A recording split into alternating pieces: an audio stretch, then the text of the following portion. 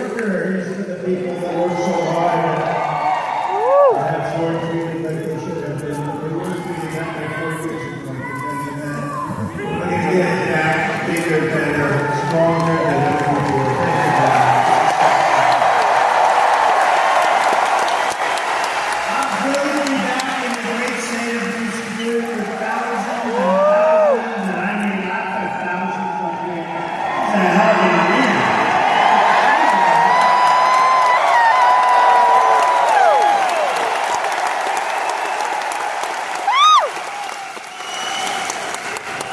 You are a hard-working patriot, so we love you. Know, they have crowds of people outside. You're not even going to believe it. They go blocks and blocks.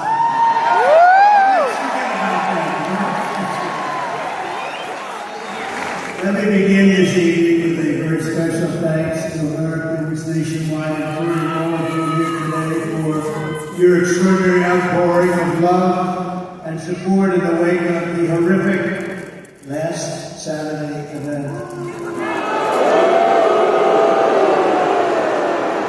And when you think of it, it was exactly 1 week ago today, almost to the hour, even if it was a minute.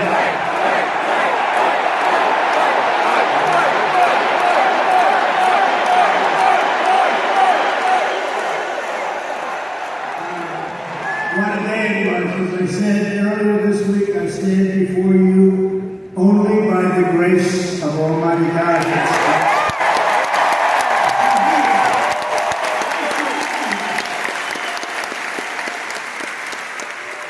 Maybe if somebody else would be here, but I shouldn't be here right now. But something very special happened. I want to thank Butler Memorial Hospital in Pennsylvania for the incredible job they did. And all of the great citizens of Butler, Pennsylvania, and the surrounding area, and everyone else for the job they did. And the love that they showed us all in this incredible action. What a time that was. What a time that was. Nobody's seen anything like it. And hopefully they never will again. And they had cameras blazing. I guess it was different in that way too, because we were at the goals. They were all blazing. They were going. No, they covered it fairly. They couldn't believe what they were saying either. They did cover it fairly. Let me also thank Congressman Ronnie Jackson from Texas. You know Congressman Ronnie Jackson for the care and treatment he gave me as an outstanding doctor, which he is. He's really an amazing guy. Where's Ronnie?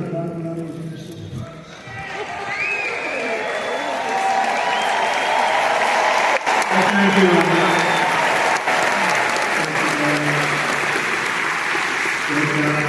He was a great admiral, a great doctor. He was a White House doctor for Bush, Obama, and a guy named Trump. And they said, who was the healthiest of the three? He said, not even a question, Trump. And I said, I did that.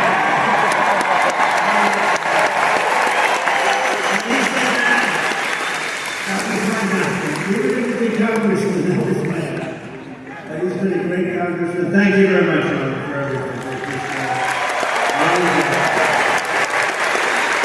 We continue to pray for the recovery of the two citizens who were wounded in that evil attack, David Dutch and James Oppenheimer, two really incredible people. We remain in contact and send our deepest respect to the families. Corey, as you know, Corey Operator was a great firefighter who died funeral yesterday, shielding his wife and daughters from bullets. He shielded them from the bullets of this horrendous person. Corey was a hero, and we will carry his memory in our hearts.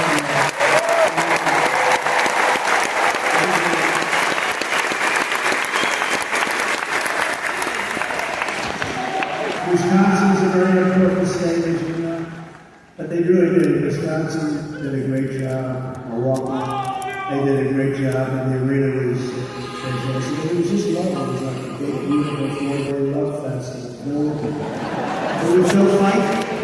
There was no fight, no screams, no shouting. no, get that guy off the platform. And they said, was we had the Hulkster with us, right? How good is he? How good is the Hulkster? And Kid Rock told me, said, I want to get, Kid Rock is big, and he wanted to get down, and he did an unbelievable job.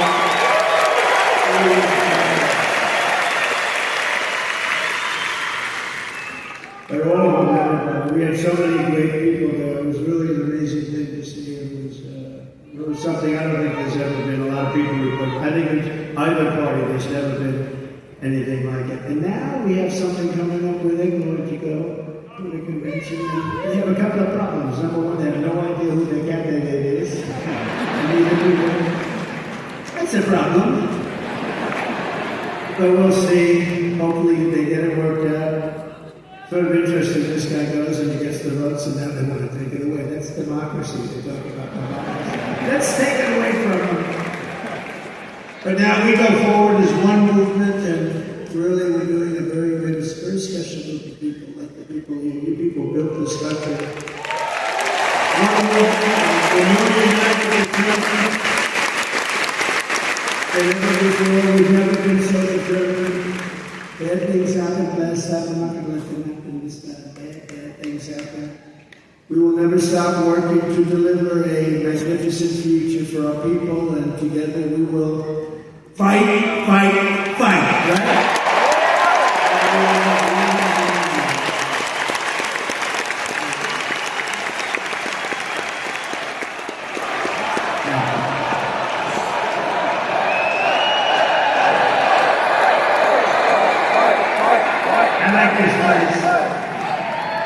Walk into a place and you say, I sort of like this one. Less than 4 months from now, we are going to win Michigan. We are going to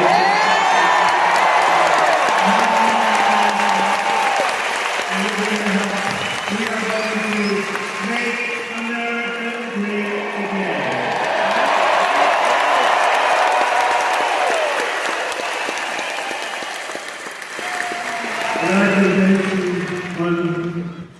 Just a little while ago in Milwaukee, Thursday, it was my tremendous honor to officially accept the Republican nomination for president of the United States. And I used to say in 2016 that I meant it 100%, but I mean it even more now because this country has gone wrong. We're a failing nation. We have left that failing nation right now. This will be the most important election in the history of our country. This is going to be the most important.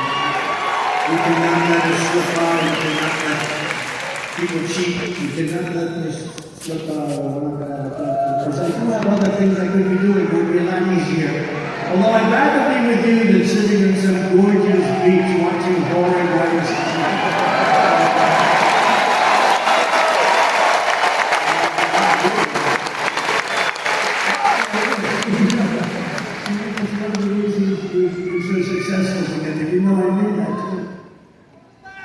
We're going to make our country more successful than ever before. And even as we gather this evening, we will, and take a look, still, the Democratic nominee, we're going to find out shortly, maybe, or no.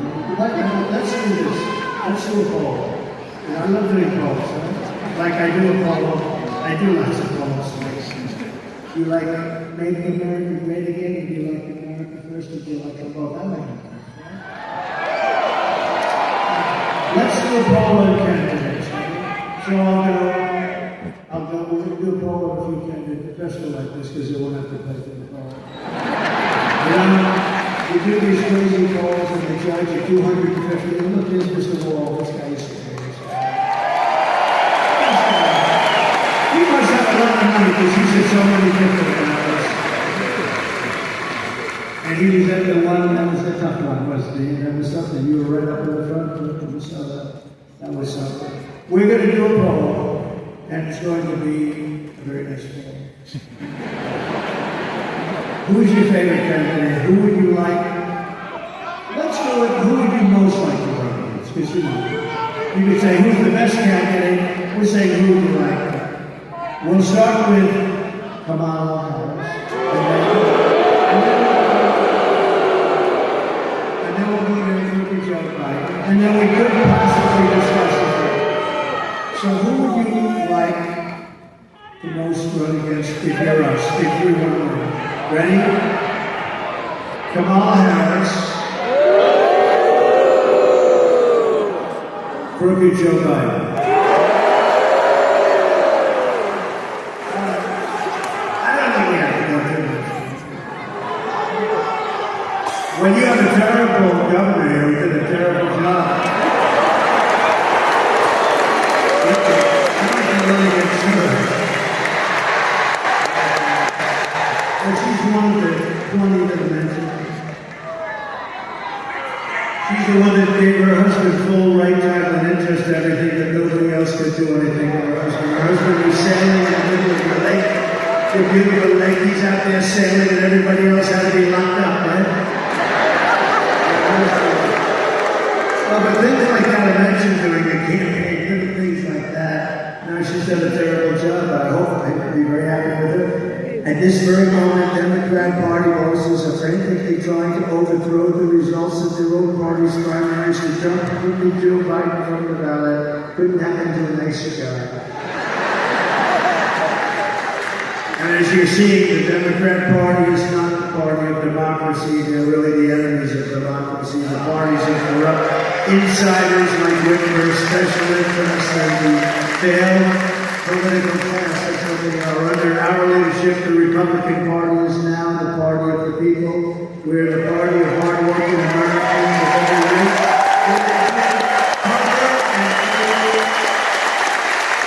We've become a very big party. We've become great fellas. You know what I'm talking about. I love you guys. I love you guys.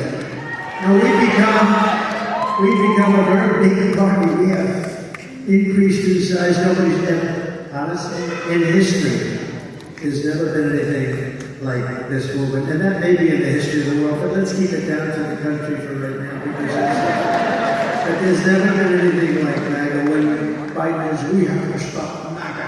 We will stop MAGA. I said, he doesn't know what MAGA stands for. It stands for Make America Great Again.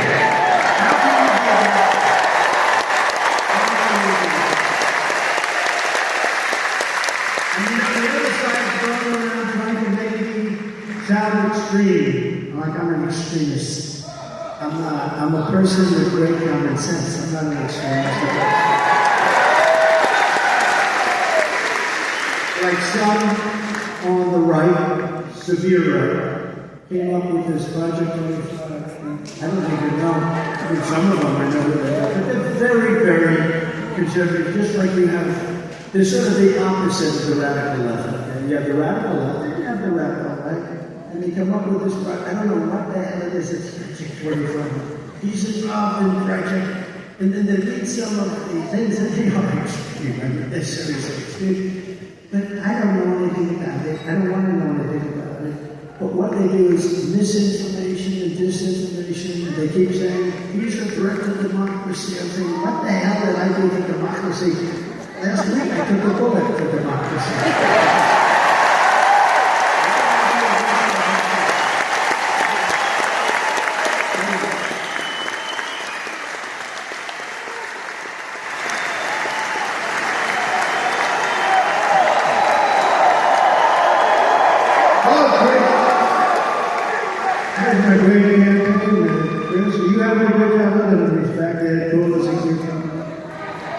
You know, so far they're giving us great credit for the best run campaign they've seen in years. Thank you, Susan. Thank you, Susan. Try doing it with another candidate sometime. They can stop.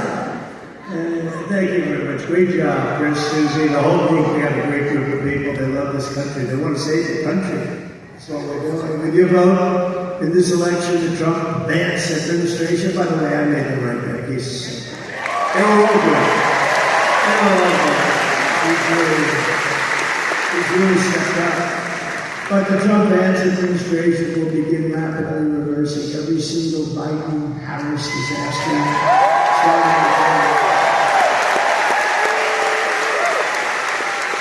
And when you vote for Biden, you're probably voting indirectly in the House anyway. Common sense, it's all common sense. We will end the inflation nightmare that you would have never had. We had no inflation. See, there's another thing. Biden always says, I inherited 9% inflation. And even the radical left reporters up there, they're all going, oh, but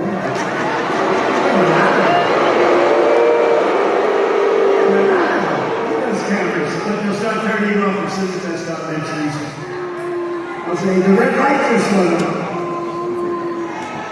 No, but actually the radical left reporters, of which there are quite a few, I can't believe it, I don't know why that happened, but the radical left reporters say, the guys, look, it wasn't until 2 years in that we became destroyed with inflation. Inflation is a country buster. It's a class buster. It busts everything. Low income, middle income especially, and they get busted. The country gets busted. Look at Germany from centuries ago. Look at every country that's had inflation. And we had, I believe, the greatest inflation in the history of our country. They don't even report it properly because they leave the worst numbers out. They don't talk about interest rates that went to 10, 11, 12%, and you can't get the money. So what does that mean, 12% if you can't get the money? It means it's higher. From 2%. We will seal the border and we will stop this terrible rate.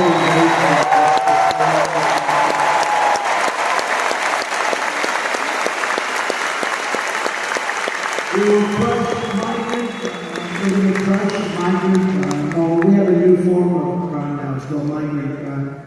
The only good thing about these migrants coming in is they make our gang members and criminals look like the nicest people in the world. These people are stuff. They come from all over the world, not just from South America. We're going to return law and order to our streets and restore patriotism to our schools. We gave you already the largest tax cut in the history of our country, larger than the Reagan cuts, but now we will give you an additional tax cut, a number of tax cuts that we elected. We took in more money after the tax cuts than we did prior. We took in billions and billions of dollars more after the tax cuts. So we're the greatest economy in the history of our country. We're going to slash regulations. That's what created all of those jobs. We gave them bounce back jobs. You know, they call bounce back jobs. They have to cover. They bounce back. Everybody knows that. When you have something like COVID, which rarely happens, but when you have something like that, they call bounce back jobs. And we're going to bring down energy prices very rapidly. This energy that caused the problem.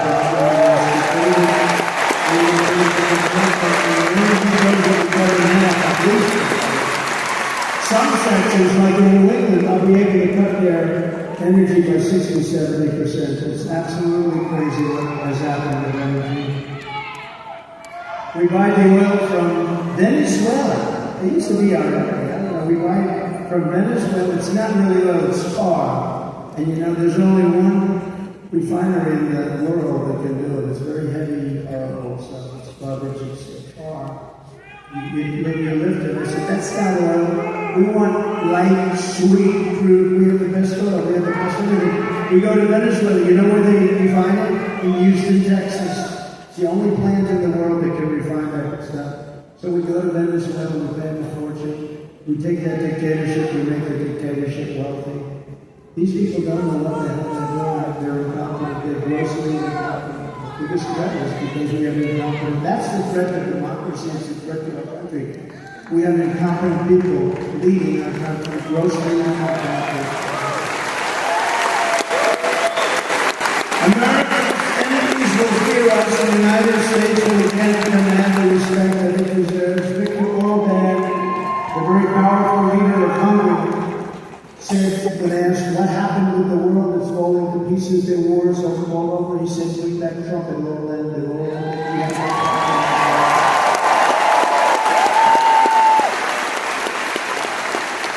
And something beautiful is going to happen because we will bring back the American dream, and it will be bigger, better, and bolder than ever before.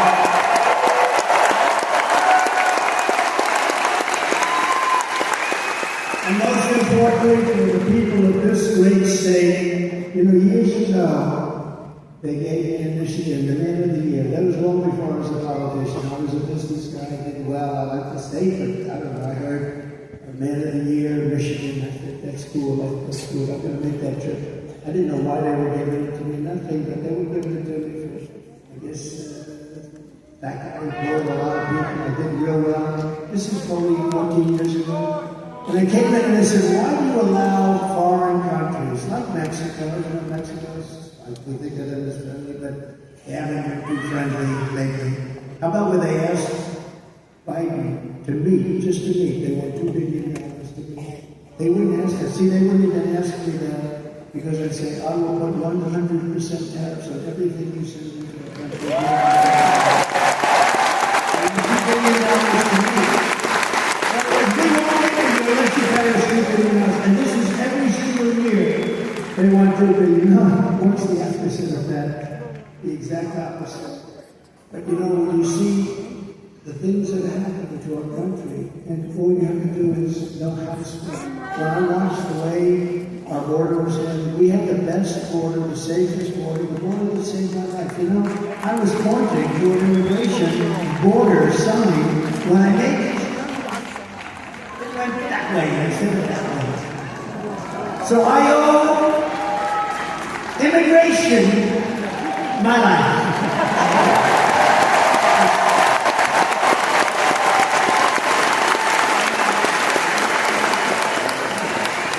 Think about it. I'm talking thousands and thousands, much more than even this. I mean, we're restricted because shipment is different. That's the one thing about outdoor that's good. You can have unlimited thousands and thousands as far as the eye can see. Nobody's over here or over here. There's nobody there. It starts like this. As far as the eye can see, you say, look at the great results that we have on immigration. If I didn't say that, and it's because we have like a crane holding this massive sign. Well, the $1 million sign is very expensive. But that sign is very good. I think I'm going to sleep with it tonight. I'm going to sleep with it. He said, what was that? What was that? No, I said, that's not good. So, immigration, if you think about it, immigration, I would have never been looking to the right, and I had to be. It was the only place that would have said this. They do these reports in the New York Times and all over the place where they had, you know, the shape, you know, if you turn this way. Every shot was no good for me except for the one direct. It came whizzing by, and I hope you can never go through that again. Everybody, it's so powerful. But most importantly, for the people of your state, this great state, I will rescue the U.S. oil industry from obliteration.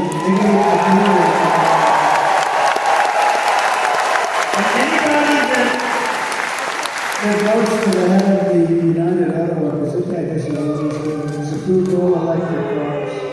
And you know, Elon, I love Elon Musk. We all love him.